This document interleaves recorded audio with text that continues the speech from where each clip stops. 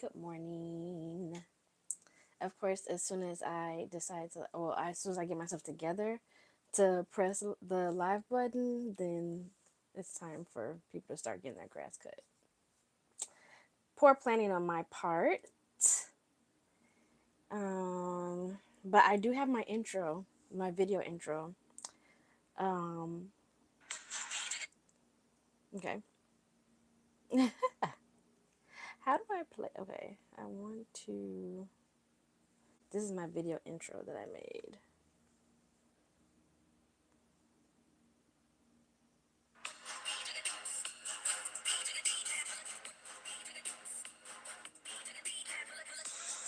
It's okay. It's hard to hear because yeah.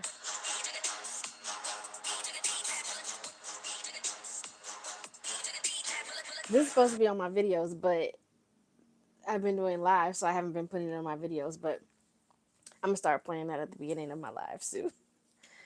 Um, but yes, you can see from the title that I've been busy.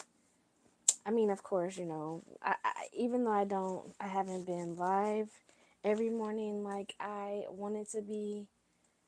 I'm still doing stuff and keeping track of it. Keeping track of what I'm doing.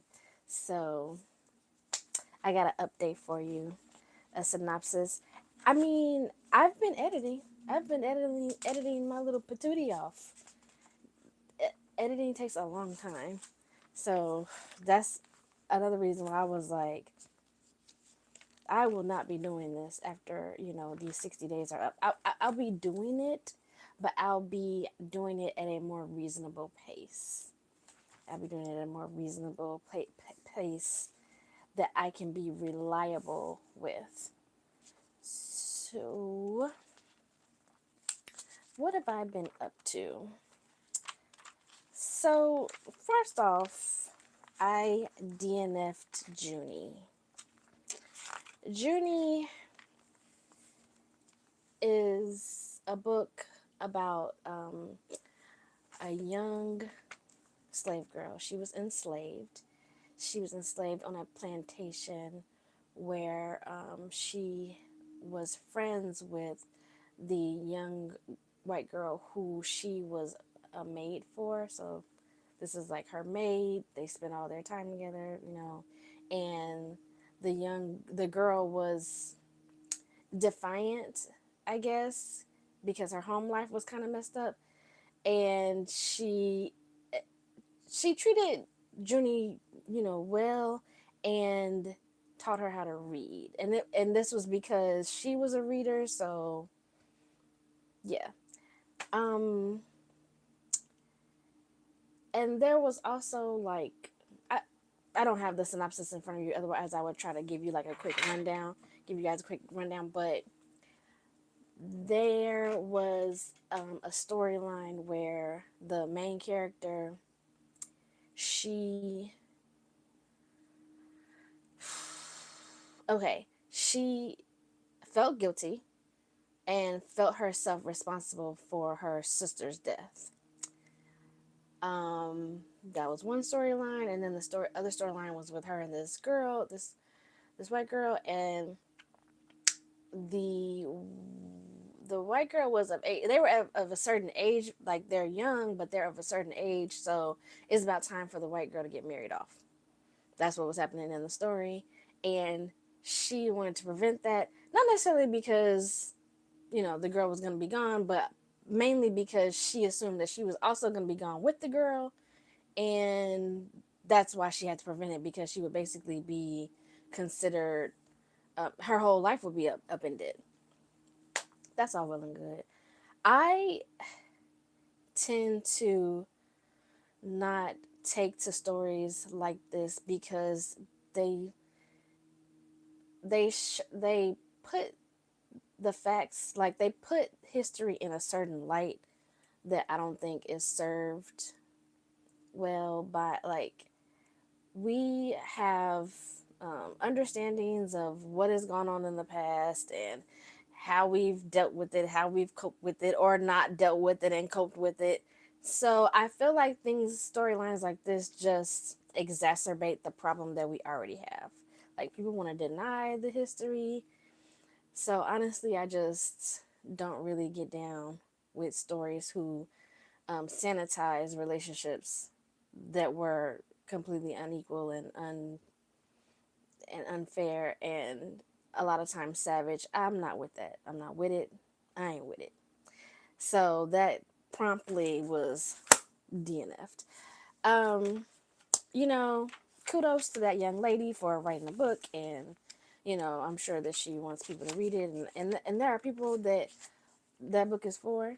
Um, I I'm not opposed to never reading stories like these, but I think I just have to be in a certain mood for them. So I'm kind of like a straight shooter, so I even stick to just regular history books. I like nonfiction. I like, to deal with the facts as they're presented and then make up my own mind about them. So if I feel like I'm getting dangled, or if it's or something that I'm having a hard time believing, then I'm gonna have a hard time enjoying. That's I know that I don't know if that's like a lot of people, but that's me. Um, and I believe there was a certain narrator that was narrating that too.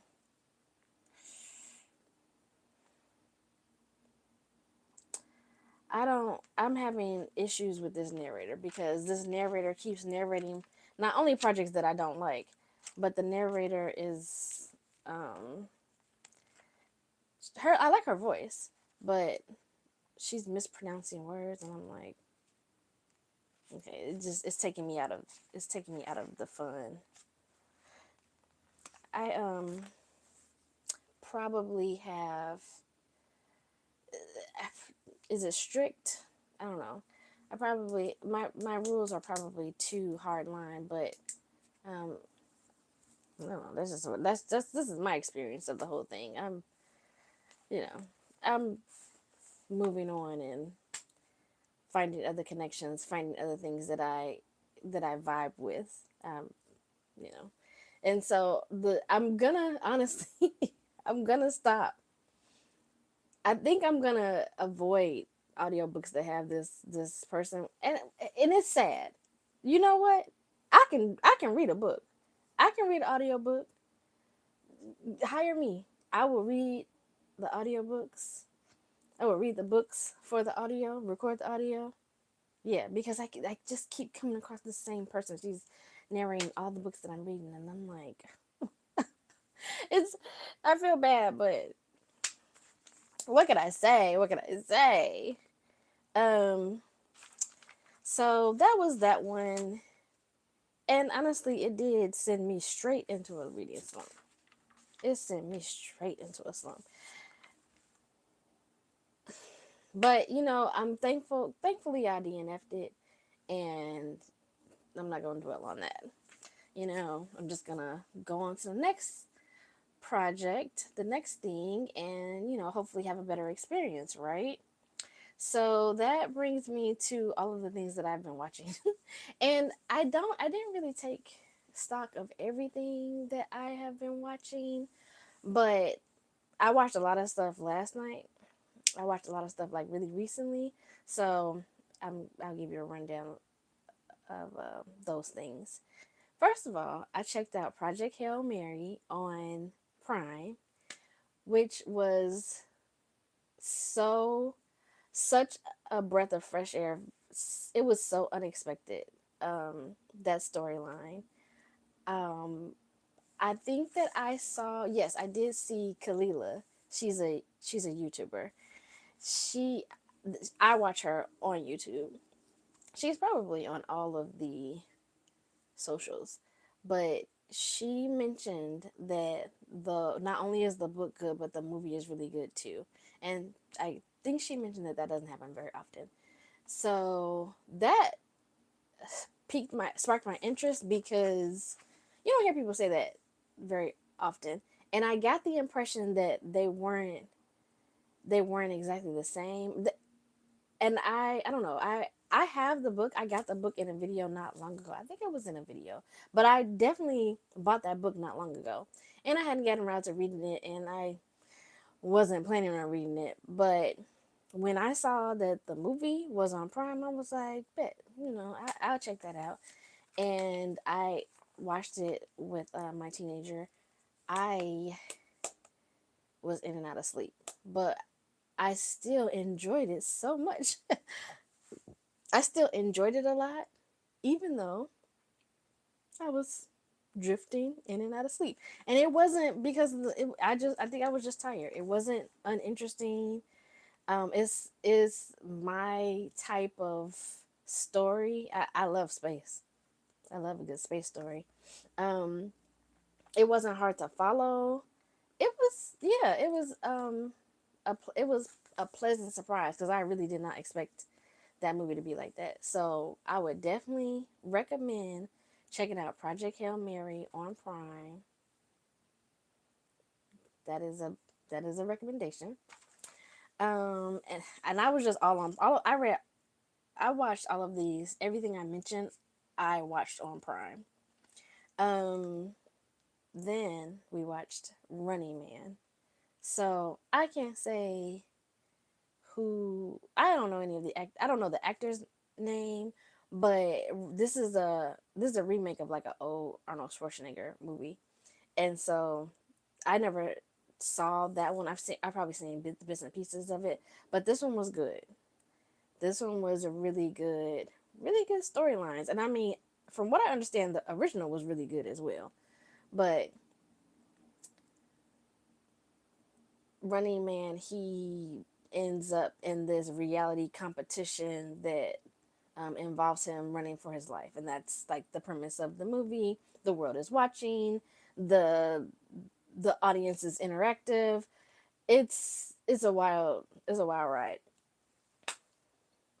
Also, didn't expect. I didn't feel like that storyline was predictable either. Like that was an interesting take on the Running Man, and I know that.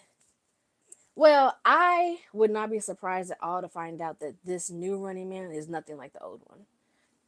I wouldn't be surprised to find out that this one was unique in its newness. So that is definitely a recommendation as well. Then I rewatched The Report.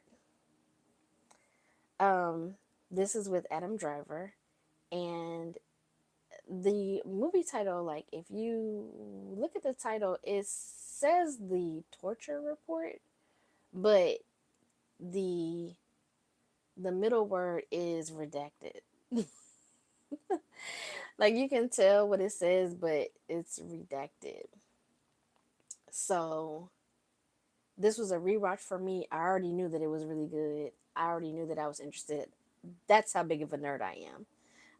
I mess with the contemporary retellings of what have happened in our lifetimes, because when you hear about it um in the news, when you hear about things in the news, like a lot of times I will be like, I want to hear that story. I want to know that story. I want to read that story. I want to find out what was behind all of the things that happened in that story. And that was definitely, I remember this report coming out, and the story behind it is fascinating. And it gives you kind of a glimpse into like, or it begs the question of like, are these retellings, these contemporary retellings, are they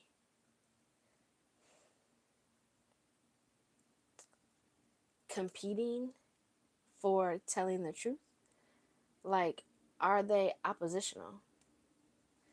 I am not a politician. I am not uh what is poli sci major, but I've always been interested in politics, and I've always been interested in history.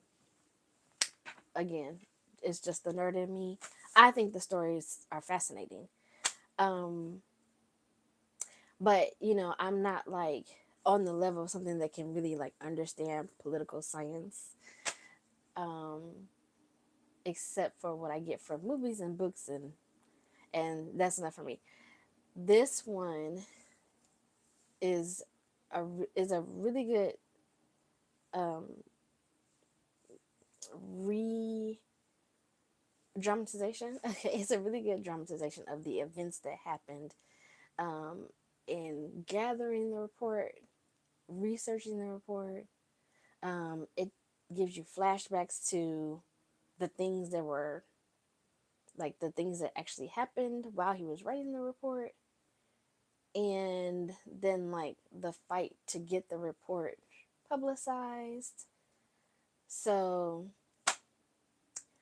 that's definitely a strong recommendation as well. I know that's not the type of thing that's for everybody. Everything ain't for everybody. I recommend the report. I think it was really good. Adam Driver, well, he was kind of a suit in this movie, but he's one of my favorites.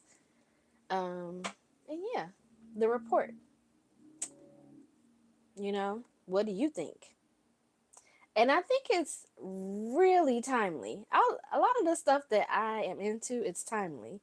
So I thought it was interesting that, toward the end, the people who were arguing about, releasing the report, they were like, you know, we're not going to win. Our party isn't going to win for this long if we do this. And the other party, they might try to, they might try to take back healthcare. They might try to um, ramp up operations against immigration. So, yeah, timely. And I mean, you know, the pendulum always swings back. And I am reminded of that like every damn day, especially reading these reports, reading these nonfictions, watching these movies. Yeah, that's like a law of the universe for me. The pendulum always swings back. And yeah, and then they mentioned Zero Dark 30, which, that's another movie that I've seen in the past, and I just probably you watch these. I watch these movies because I find them to be interesting. I find them to be fascinating. But now I definitely want to watch it again and see like what are they claiming in this movie, and does it jibe? Does it vibe with what they're claiming in that movie? You know, I like to get get both sides per se and make my own judgments and come to my own conclusions, because so many times you're getting fed a story, and there's always two sides to every story, so I'd rather have both sides and go from there. That's what I'm most comfortable, that's the position I'm most comfortable with. So yeah, the report, Running Man, Project Hail Mary, do recommend, do recommend, great movies. And I also want to mention that I'm also like watching The House of the Spirits on Prime. I haven't been watching like the episodes really regularly. House of the Spirits was one of those books that I read in high school, changed my life. I remember changed my life because I I'm from a generation where I was always reading in school. Um, I was reading random library books and all through grammar school, elementary school, whatever you call it, whatever you want to call it. We call it either one up here. And um, I don't really remember many books that we read in grammar school. I don't remember that. I mean, required reading. I don't even remember if we were doing that too much in elementary school, but we had library every week, and so we were able to pick any book we wanted from the library. Um, and then in high school, that's when I started to really get these required reading assignments where I was always reading a book with the rest of my class. And when we were assigned House of the Spirits, I was like, I was like, I didn't know they was doing this. I didn't know they was doing this with the required readings. I didn't know they were about to require some messiness, some. I mean, it was so good. Like I could not put House of the Spirits down. I remember that was probably like one of the very first. Well, no, I won't say that, but I could not put House of the Spirits down. It definitely was like one of the first required reading books I remember that I could not put down. Um, and again, never forget that one because I just wasn't ready. I just you get assigned books in school, you assume that they're school books. I mean, even though back then we were reading all kinds of literature and it was, some of it was good, some of it was whack. Um, I never knew what to expect when we started a new book. But when I started reading that one, I was like, oh, we about to be reading some real deal, like some real deal mess. Well, yeah. So House of the Spirits, it's on Prime right now. I think they released 8 episodes, so check that out. House of the Spirits is a great story. Like, um, it really pulls you in. It's it's all of the things. I always talk about House of the Spirits whenever I talk about the required reading that that I was given in high school. And I might reread the book because it just popped up in one of my I'm a part of these online book clubs, which online book clubs are cool. But I'm on the Fable app, and on the Fable app, you can open up a book club and um, change the book, and you can just have like an open thread, open discussions about books in there. Um, and the newest book in one of my book clubs is this House of the Spirits, so I might pick that up just to just to engage with the book club because it's one of my favorite books of all time. And then the last topic that I'm going to bring up, I started, y'all won't believe what I just started. Jazz by Toni Morrison. So I am, you know, Toni Morrison, huge Toni Morrison fan. Huge Toni Morrison fan. I mean, she's one of the greats. She can do no wrong. I haven't read her whole catalog, but I don't remember this one. I don't. I think this is my first time reading Jazz. Um, I don't want to say too much about it because I feel like the Toni Morrison experience should be should be experienced the way it was intended when she wrote the books. I feel like that's how we should always read the first one. You know what I'm saying? Like the first time you read a Toni Morrison novel, I feel like you should read it raw, the way she wrote it. Okay? So I'm not going to talk too much about the plot. These international editions, these new international editions, they have intros by other authors. And this is the second one that I have read or that I have started reading because I DNF'd both intros for both books that reveal like plot points. I'm not with that. I'm not with that. Like when I'm reading Tony, I don't want nobody to tell me what's about to happen in the book. And I don't get that. Like why would you write an introduction to the book that gives away plot points, that tells things. I don't get it. I don't get it. Um Also with this one, it includes the foreword by Toni Morrison. So um a lot of her forewords she wrote after the book was already out for some time. So again, that's not part of the raw experience of reading the novel, the way she wrote it. Now, I'll go back and go back once I'm done with the book, but this what made me even more upset about this intro is that he repeated a bunch of stuff that she said in the foreword.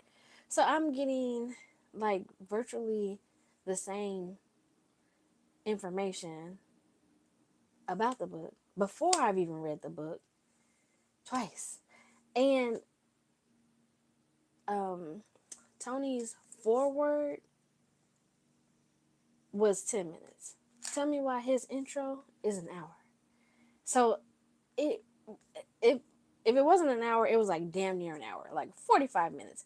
So yeah, as soon like he had started saying so much of the things that she had mentioned in the foreword that I was like, you know what, skip. I'm just gonna skip it because the I already I've already messed up my reading experience, a little bit. Even though I think that this is stuff that I've heard on the interwebs about the book as well. I just now once I got into listening to the book, I'm like I feel like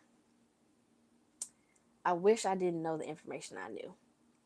I feel like if I hadn't known that information, that it would feel more like a Toni Morrison book because she has a way of writing. Her prose is tense, and you just like anticipating what's gonna happen. And so I feel kind of like since I know a little bit of what is gonna happen, it doesn't feel the same. I know that that's not going to be the case. I know that I'm gonna finish this book and be like dumbfounded. I know I am because that's just what I've come to expect. But it's still kind of like messing with me. Ooh, yeah, that made me mad. But maybe the next edition of these books that I read, because they're releasing all of her works with intros. I, I feel like I've gotten to a point like I can skip the intros, like because 2 for 2. I'm not trying to get a third one.